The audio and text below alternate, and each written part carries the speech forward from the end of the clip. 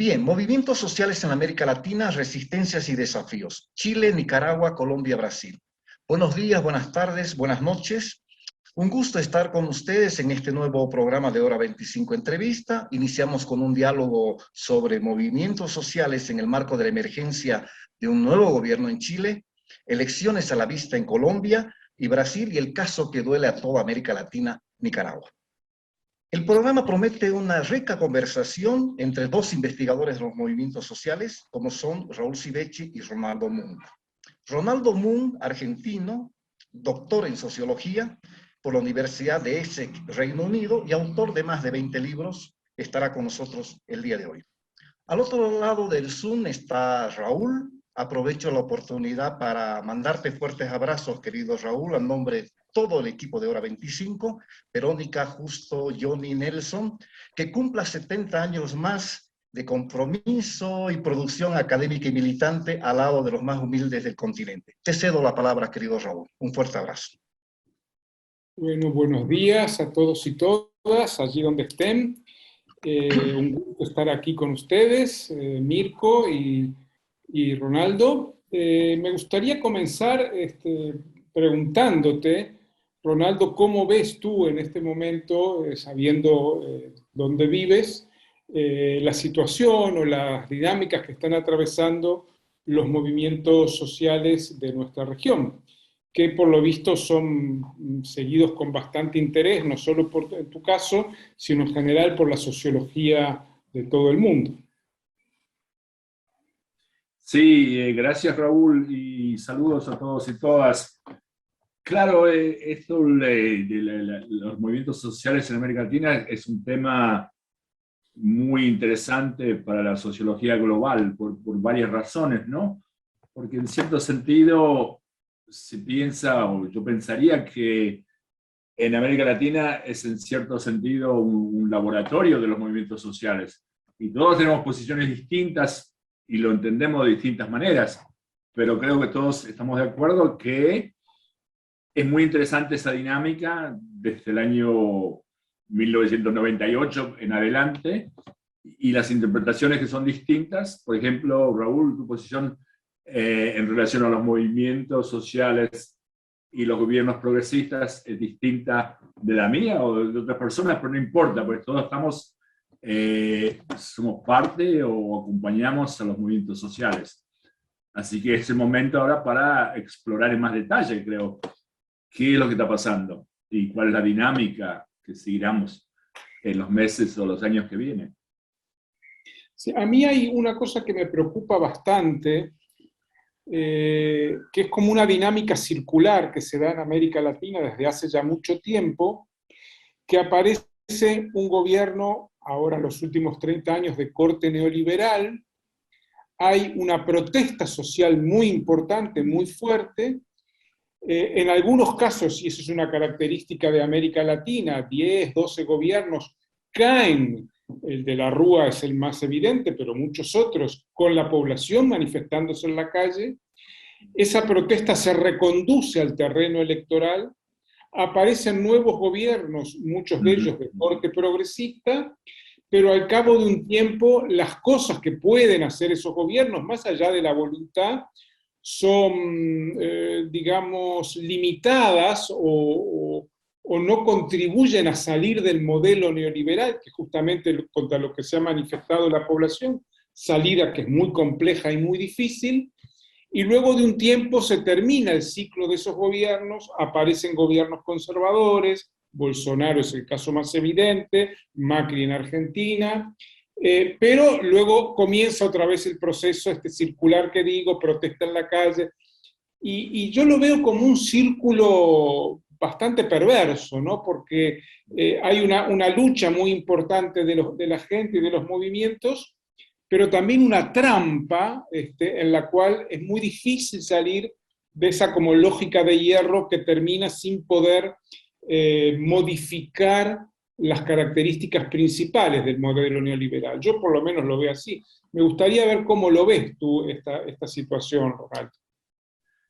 Sí, gracias Raúl. Es una tesis interesante y es una tesis que tiene, claro, cierto elemento de realidad. Nadie va a decir que no hemos tenido estos ciclos. Creo que la diferencia es que yo no pensaría en términos de círculos de hierro, anillos de hierro, así. Me hace acordar de Roberto Michels, el sociólogo italiano, que hablaba de la ley de la oligarquía en los sindicatos y en los movimientos socialistas, como si siempre se burocratiza.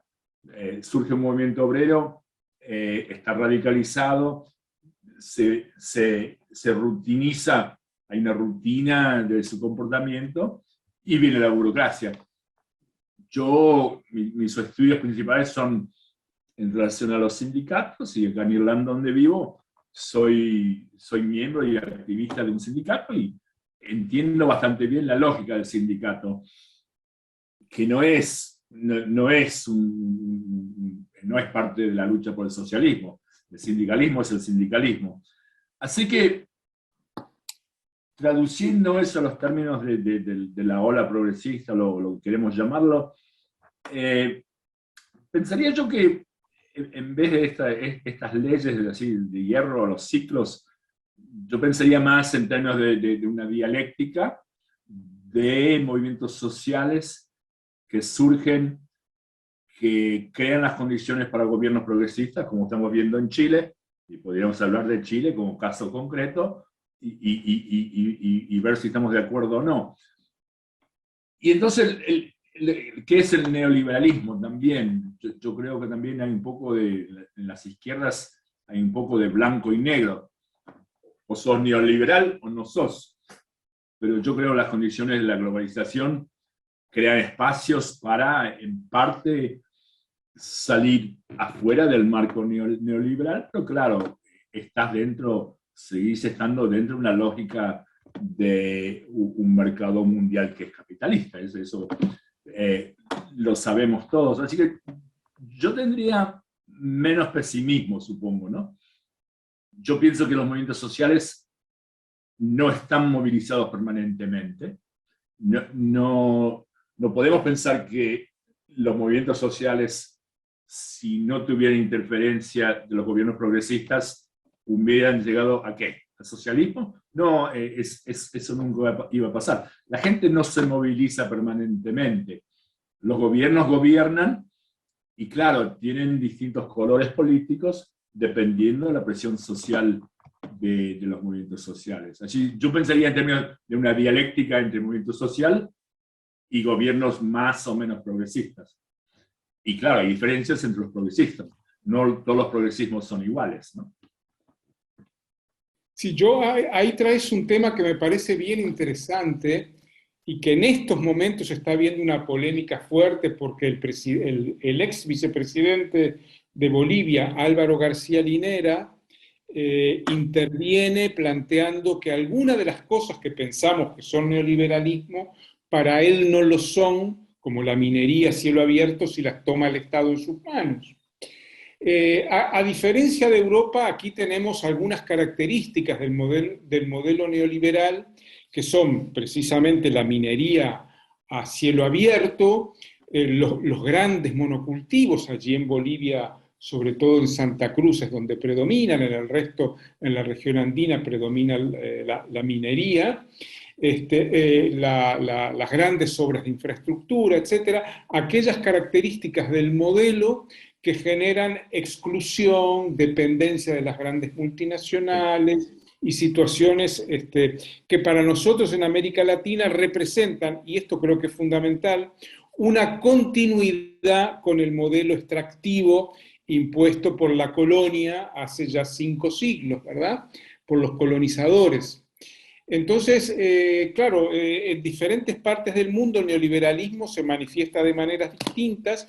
Evidentemente aquí también hay una dependencia del sistema financiero, pero este rasgo del modelo en nuestro continente ha creado no solo esta dependencia, sino también una polarización social, una desagregación social, una tendencia a la deconstrucción de la sociedad, porque hoy en día en América Latina nos cuesta mucho ver que existe una sociedad en la cual todos nos sentimos identificados, y lo que es peor, bueno, peor es un poco exagerado quizá, pero porque hay muchas cosas muy terribles, es que hay una debilitamiento estructural de los estados-nación, por el cual muchos países, México, Guatemala, Colombia, Brasil, y podría seguir, los estados-nación terminan siendo en muchas regiones suplantados por esto que llamamos paramilitarismo, que está en procesos de crecimiento exponencial, ¿no? Entonces, no sé cómo lo ves desde donde tú estás, desde tu lugar de residencia, este fenómeno del neoliberalismo, ¿verdad? Que evidentemente en Europa es muy fuerte también, pero creo que no tiene esto de los monocultivos y la minería, y sobre todo ese brutal debilitamiento de los estados que estamos sufriendo en América Latina. Sí, sí, sí, no, muy, muy interesante. Yo estaría de acuerdo con, digamos, 90% de lo que estás diciendo. Yo pasé el año pasado en Loja, en el sur de Ecuador. Tengo una posición visitante en la Universidad Técnica Particular de Loja, donde estoy ayudando a la universidad a realizar un trabajo, digamos, de vinculación social, que es el trabajo que hago yo en Dublín. Yo hago los vínculos entre la universidad y la sociedad, los grupos comunitarios, etcétera, etcétera, ¿no? En Ecuador, sí, esa descripción cuadra muy bien con la realidad que yo vi y entendí en Ecuador. Estuve ahí para la gran huelga también del 2019. Creo que hay dos cosas. Bueno, primero que yo no estoy de acuerdo con Álvaro García Linera de que para los siguientes 100 años tenemos que hablar de construir un capitalismo masónico y que el socialismo vendrá después o no vendrá. No, claro que eso es una perspectiva bastante mecánica, ¿no?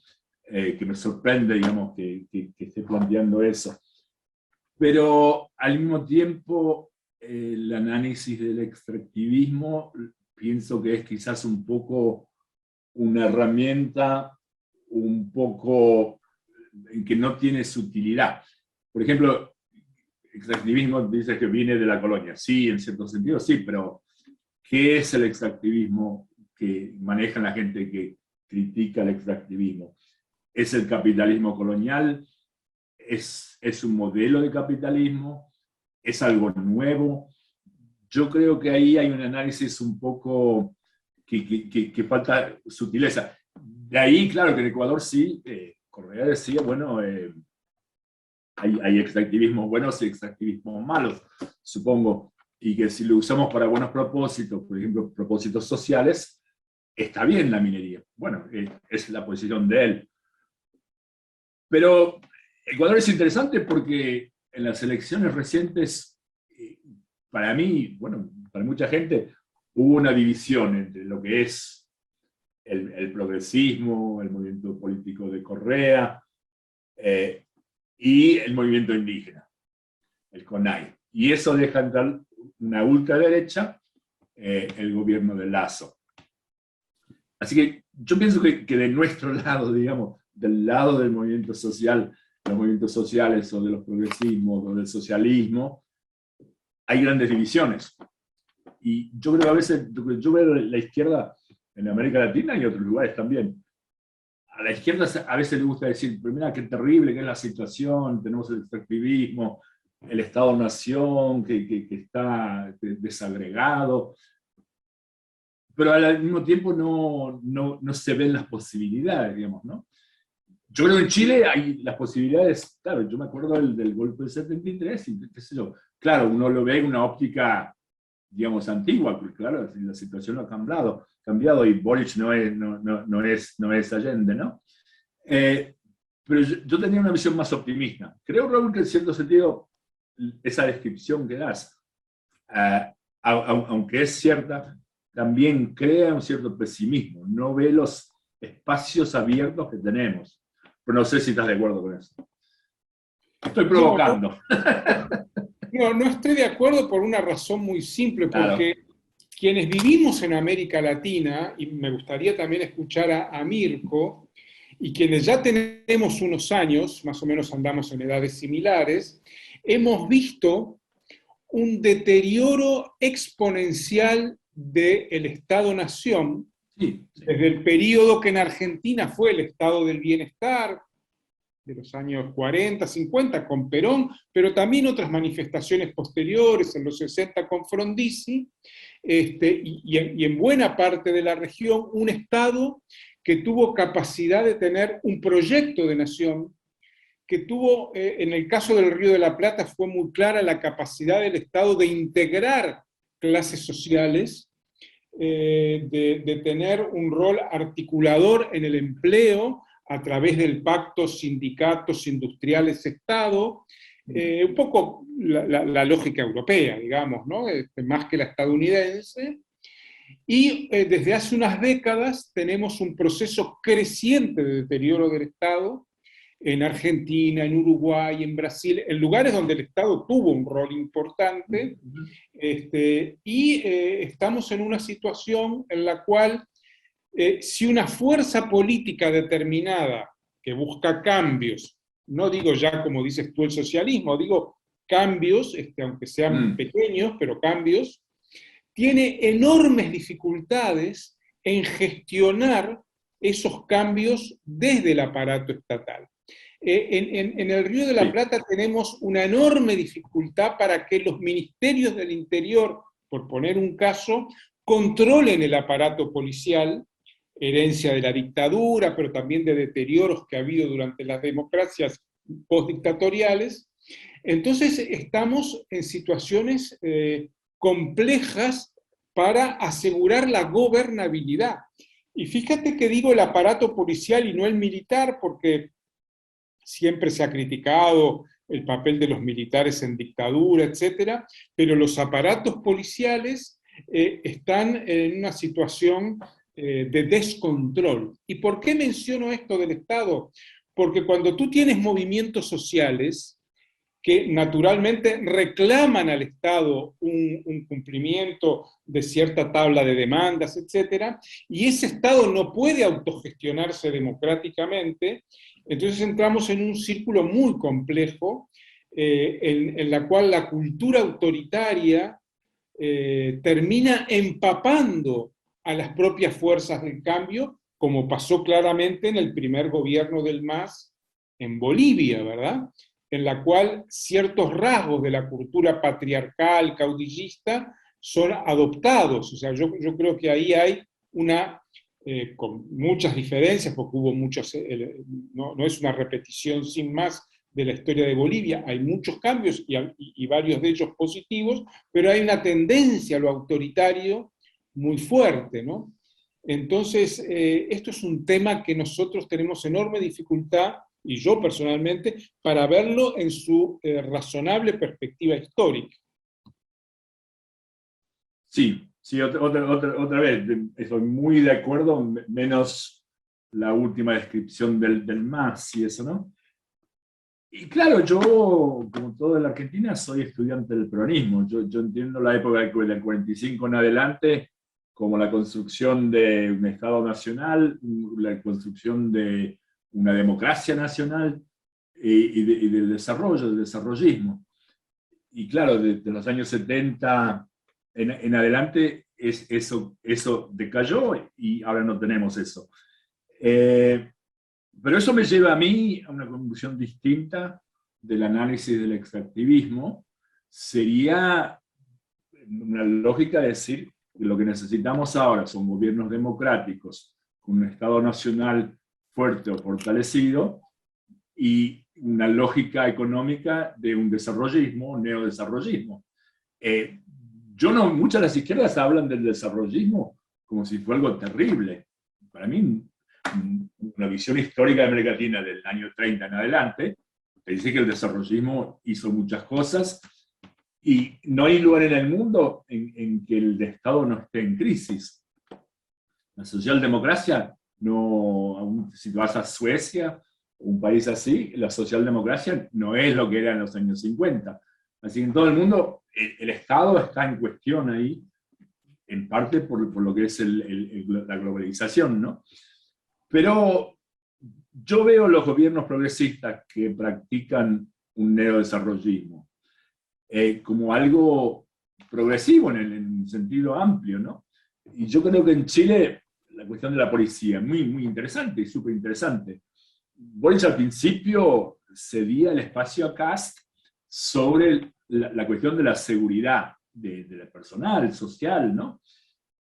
La izquierda tiene miedo a lo que es el tema seguridad o gobernanza. Piensa que son temas de la derecha. Y para mí, para nada.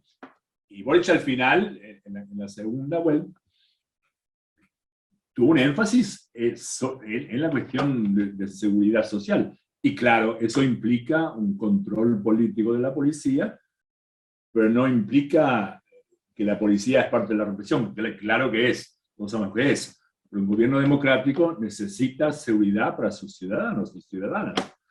La cuestión de ciudadanía y la cuestión del desarrollo no son cuestiones de los años 50. Yo creo que son cuestiones para hoy, en distinta forma, ¿no? Sí, sin embargo, yo ahí tengo la perspectiva de lo que nos está sucediendo, de cómo poder vincular. Hay dos debates, ¿no? Uno para mí es cómo poder vincular la crisis de los estados-nación, que en América Latina es muy distinta a la europea, porque acá tenemos lugares donde el Estado o no existe o es el narco, ¿verdad? Para millones de ciudadanos brasileños, el Estado es el narco. Y otra, el debate sobre el desarrollismo. Yo ahí creo que, más allá de las posiciones ideológicas sobre el desarrollismo, es posible que el excedente del extractivismo se convierta en industrialización. Sí.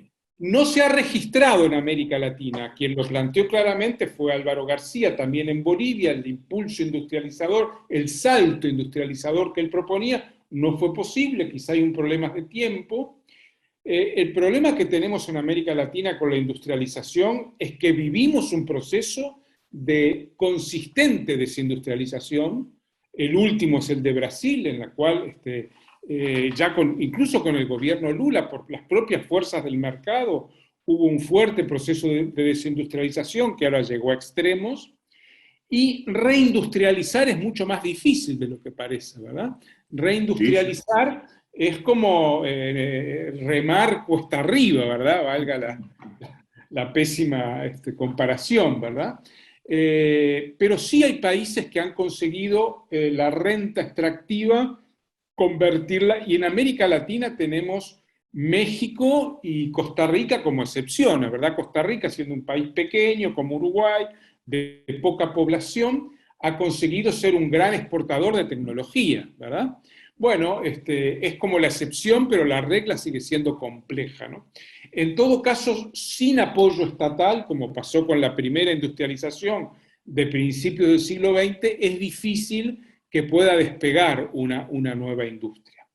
Pero en este momento estamos en ese momento desindustrializador, sin que se avisoren en los grandes países, Argentina, Brasil. Bueno, Colombia nunca tuvo una gran industria, pero también vive ese proceso. La revuelta colombiana es fruto en gran medida de la desindustrialización de ciudades como Cali, Medellín, que tuvieron una industria. Poder frenar ese proceso y revertirlo. Y tampoco vemos, Ronaldo, que haya fuerzas sociales y políticas capaces de hacer ello, de hacerlo. En la primera industrialización hubo una burguesía interesada en tener industria, sobre todo inicialmente la textil, y un Estado que de alguna manera la fue arropando con el tiempo. Hoy en día puede haber gobiernos interesados en reindustrializar, pero el sujeto burgués, digamos, o el sujeto que abre la fábrica, no está claro cuál podría ser. Lo digo porque creo que sí tenemos dificultades importantes. Sí, sí, no, eso es la verdad. La primera industrialización, y claro, países como Brasil en los años 50 y los años 60 hubo lo que le decíamos una burguesía nacional, más que en la Argentina, en Brasil lo hubo. Pero creo, Raúl, que el problema es que la industrialización hoy día, o la modernización, o lo que querés llamarlo, no es lo que era en los años 50, no es cuestión de construir fábricas textiles, es obvio, ¿no? Tenés la revolución tecnológica, tenés la necesidad de todos los países de América Latina, como otros lados, entrar en un circuito capitalista de alta tecnología. Así que no es cuestión de encontrar el sujeto social, los Matarazos de Brasil, o lo que eran el Ditela en la Argentina, o lo que sea. Es más complejo y más difícil, claro, que el problema. Y no sé si industrialización es el término adecuado. Si pensamos de desarrollismo, el desarrollismo de los años 50, el proyecto de desarrollar, ¿qué significa el proyecto neodesarrollista? Yo no estoy hablando de la CEPAL ni de nada, estoy hablando del desarrollo. ¿Cómo se manifiesta la posición desarrollista o neodesarrollista hoy día? La cuestión de los movimientos sociales es que, en cierto sentido, los movimientos sociales reflejan la vieja sociedad. La sociedad ha cambiado, buscando la tierra, un terreno para hacer la casa, o algo así. Eso es del MST, qué sé yo, en Brasil. Esas son cuestiones, digamos, viejas, para ponerlo así, ¿no? ¿Y qué está pasando con el desarrollismo en Brasil? Es muy complejo. Sí, los gobiernos de Lula y las relaciones que tuvo con el capital, el capitalismo nacional y extranjero, muy complejo. No es fácil caracterizarlo, digamos, ¿no? Pero para el futuro, yo vuelvo a la idea esa de hegemonía, y si hay movimientos sociales como el PT fue en su día, fue un movimiento social con un fuerte deseo de hegemonizar el desarrollo en Brasil. Fracasó más o menos, no sé, no vamos a entrar en eso. Pero también, bueno, y después el peronismo, que es otra cosa, que no es fácil caracterizar con los términos políticos de izquierda y derecha. Pero ahí, en Chile también, lo que refleja Boris de una izquierda nueva que no es concertación, ¿qué significa eso? ¿Qué significa la relación con los movimientos sociales?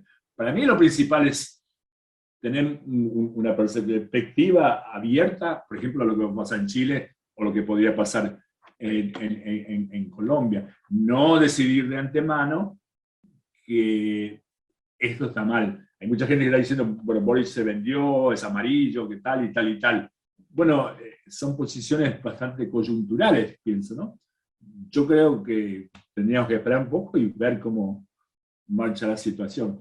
Pero sí estoy de acuerdo, para tener algo, porque pase algo progresista en Chile, van a tener que mantenerse movilizados los movimientos sociales y la constituyente, etcétera, etcétera. Claro que por eso hablo de la dialéctica entre movimiento y gobierno, ¿no? Sobre el tema del desarrollo y la industria, yo diría que hay dificultades nuevas que antes no existían.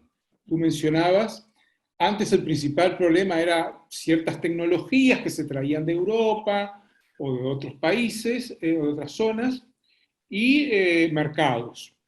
Yo creo que hay que tratar también de hacer balance de experiencias que ha habido. A mí me consta que el gobierno de Evo Morales intentó industrializar el litio. Sí. Y se encontró con una muralla muy dura de sobrepasar, que es las multinacionales, sí, y el control tecnológico de las multinacionales de los procesos de industrialización. Y cuando quiso acudir, saliendo de las multinacionales, a China, también tuvo dificultades, ¿verdad? Y hoy está, ahí también es como una pregunta para introducir en esta última fase de la entrevista a Mirko, porque realmente yo creo que había una voluntad política de industrializar el litio y que hubiera sido muy bueno que se pudiera hacer. Pero a veces con la voluntad política, que es muy importante, no alcanza. Y también es importante constatar el choque con estas realidades. Yo recuerdo que hablé con un viceministro del primer gobierno de Evo, de Agricultura, que era un hombre de Santa Cruz, Almazán o algo así se llama, y él me decía que conseguir personal calificado, CEOs, por ejemplo, para empresas estatales del ramo agropecuario, era enormemente difícil porque la empresa privada paga 4 o 5 veces más salario, ¿verdad?, que el Estado. Yo no sé cómo está el tema del litio en este momento en Bolivia y qué posibilidades de avanzar existirían, pero creo que reflexionar sobre las experiencias nuestras recientes es un elemento importante. Profesor, tomándole la palabra a Raúl, el tema del litio ha vuelto a la palestra, es uno de los puntos fundamentales de la nueva gestión del MAS con Luis Arce. Se está impulsando una nueva licitación, nuevas empresas, pero con estas mismas dificultades que anotaba Raúl. El know-how tecnológico no se comparten, así se compartan las líneas ideológicas. El know-how es el know-how. Pero yo quería preguntarles a ambos, cuando hablaban de sujetos históricos, por supuesto que dentro del desarrollismo fue el movimiento obrero, ese estado que ustedes caracterizaron muy bien, el de los 50, 60 y 70. Hoy, cuando analizamos los movimientos sociales y los diversos estallidos, 2019 en Chile, 20 en Perú y en otras latitudes, el del año pasado en Colombia, uno ve ahí sujetos sociales muy concretos. Están las mujeres, están los jóvenes, y en el caso colombiano y chileno, y mucho más en el boliviano, bueno, que acá, bueno, no lo vamos a mencionar, el tema de la presencia indígena, el tema de la problemática mapuche en Chile, que le dio el impulso final al estallido social, y hoy por hoy, diría Raúl, para parafrasearlo, es el alma de esa dinámica, y también en el caso colombiano. Creo que el factor decisivo en el estallido social colombiano fue la presencia indígena, esa articulación campo-ciudad. Entonces ahí están los sujetos sociales en este nuevo contexto. Profesor, ¿cuál es su mirada sobre estos nuevos sujetos sociales visibilizados en estos estallidos sociales? Sí, sí, sí. Me gustaría saber también por qué en relación al litio la relación con China no funcionó tan bien. Las multinacionales, entiendo. En China, con China, ¿cuál fue el problema? En realidad, fue una tecnología que se intentó aplicar, pero que se la está dejando de lado por otra tecnología. Por tanto, el proyecto de industrialización del litio tuvo más que ver con una estrategia que al final no dio los resultados esperados y ahora se ha cambiado. Se ha cambiado por una tecnología distinta y estamos en un proceso de licitación. Pero hacía referencia a que en una y otra fase, el tema de la adquisición de tecnología es lógica capitalista. No te la van a dar porque está ahí dispuesta. Eso tiene componentes geopolíticos. A eso hacía referencia. Sí, sí, sí. No, y claro, lo que llamábamos dependencia tecnológica en los años 70, que no ha cambiado. Sigue. La cuestión de los sujetos sociales es muy interesante. Y en parte yo pienso que es un término casi caduco de la sociología marxista. Pienso eso en parte, ¿no? Que los nuevos movimientos sociales funcionan de otra manera, que no son sujetos sociales. Fue, creo, el error de Manuel Castells, que dijo que, bueno, ya no hay sujeto social histórico, el movimiento obrero ya está caduco y no tenemos perspectivas. Claro, los movimientos sociales, todos sabemos acá que los movimientos sociales siguen andando. Lo que a mí me ha impresionado, ahí lo que está pasando han pasado en Chile los últimos 3 o 4 años. Primero, el nivel de movilización social de los estudiantes de secundaria, los estudiantes después universitarios.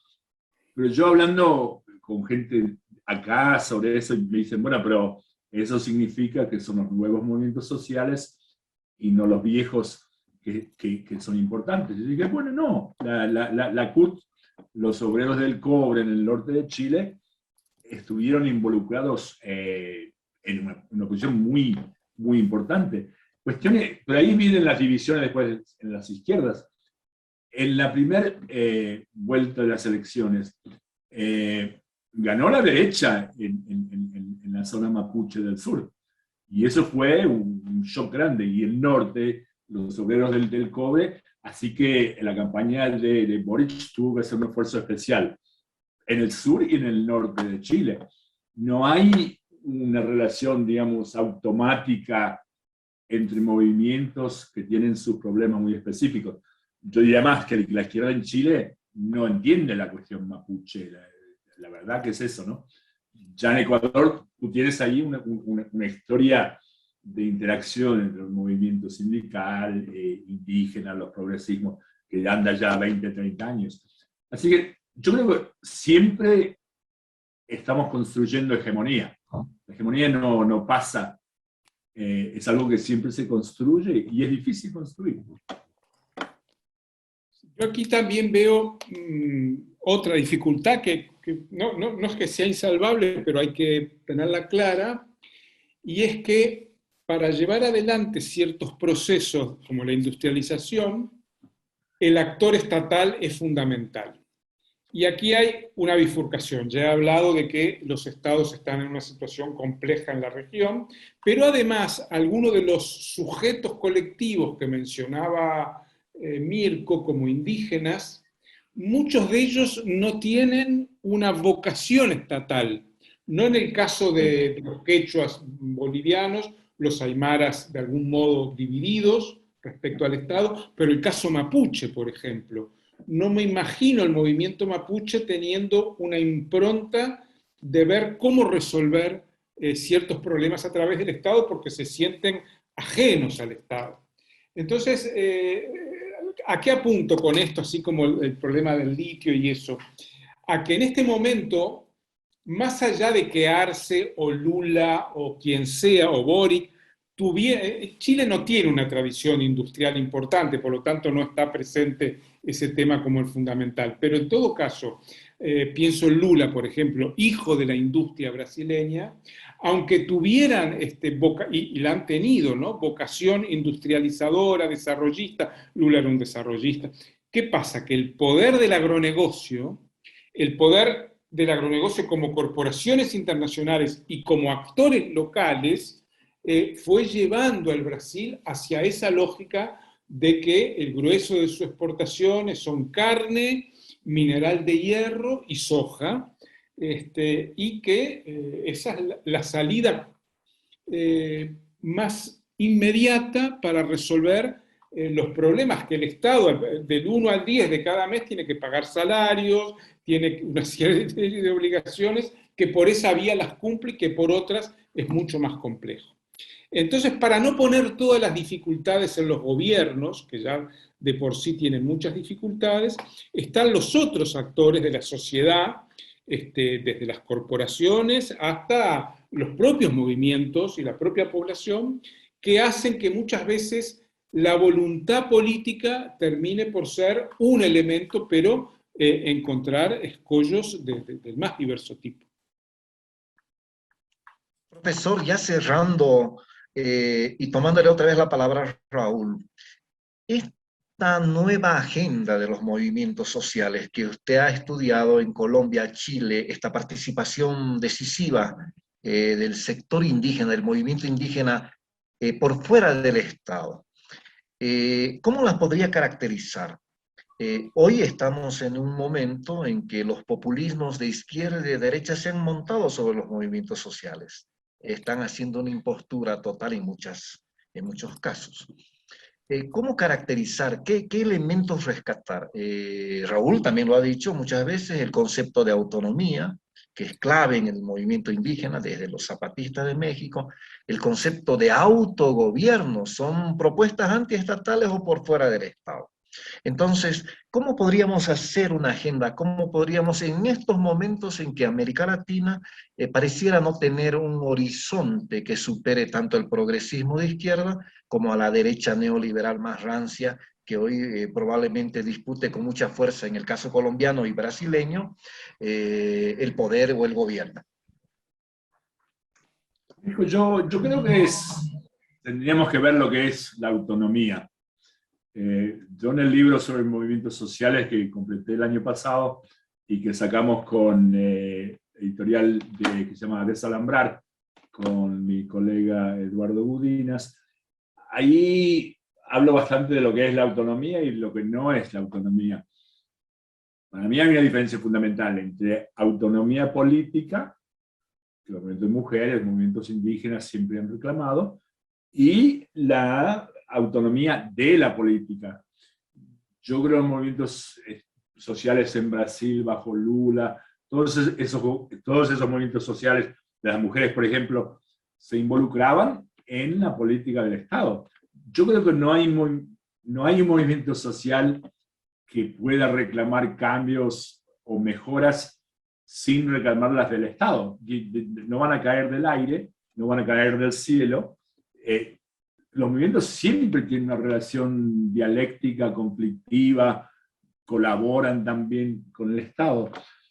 Para mí, lo ideal sería tener un neodesarrollismo en base a los movimientos sociales. Si los movimientos sociales todos tienen sus luchas particulares, nunca vas a tener esa propuesta, digamos, de gobierno alternativo. Y no te escapas de la cuestión del Estado, no te escapas de la cuestión de movimientos políticos, partidos políticos, el MAS o lo que sea. No hay otra perspectiva de cambio social fundamental que no pase por los partidos. Para mí. Lo estoy poniendo en forma así, medio bruta, pero bueno. Bien, Raúl, te dejo las palabras de reflexión final, agradeciéndole al profesor su tiempo. ¿Cómo cerramos estas perspectivas históricas que aquí se han señalado, querido Raúl? Podemos cerrar el programa, podemos cerrar este momento, pero las perspectivas históricas y la problemática es imposible de cerrar porque hay muchas puntas abiertas. Yo lo único que diría es que, bueno, agradezco a Mirko y a Ronaldo sus intervenciones y creo que es una invitación a que nadie tiene la verdad ni sabemos por dónde vamos a ir en el futuro, pero sí es necesario, y es lo que hemos intentado en esta media hora larga que tuvimos, hacer una cartografía, hacer un mapa de dónde estamos y de las posibles salidas del laberinto que tenemos, sabiendo que no hay una sola y que no hay certeza absoluta de cuál es la salida. Tenemos ideas, propuestas, contradicciones, todos tenemos contradicciones, no es un mundo sencillo en el cual poder operar, y a los hechos internacionales actuales me remito, es un mundo muy complejo, de modo que esto ha sido un simple intento de trazar, de esbozar un mapa, una cartografía, y luego sobre esa base que cada quien pueda ir optando por los caminos, sabiendo que no tiene la verdad en sus manos. Muchas gracias. Muchas gracias.